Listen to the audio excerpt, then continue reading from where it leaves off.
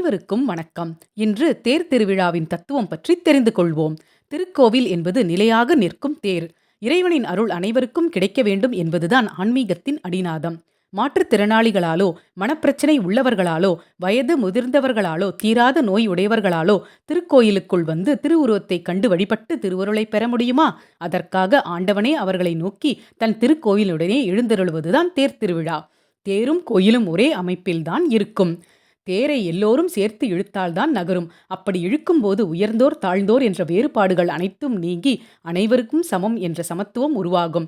இதைத்தான் ஊர்கூடி தேர் இழுத்தல் என்பார்கள். அரசனுக்கு இருக்கும் 4 படைகளுள் முதன்மையான தேர்ப்படை ஆனது அரசனுக்கும் இறைவனுக்கும் மட்டுமே இருப்பதாகும். தேர் என்பது ஆண்டவனும் அரசனும் மட்டுமே செல்லும் அற்புத ஊர்தி.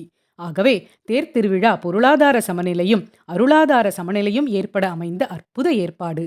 நன்றி. வாழ்க வளமுடன்.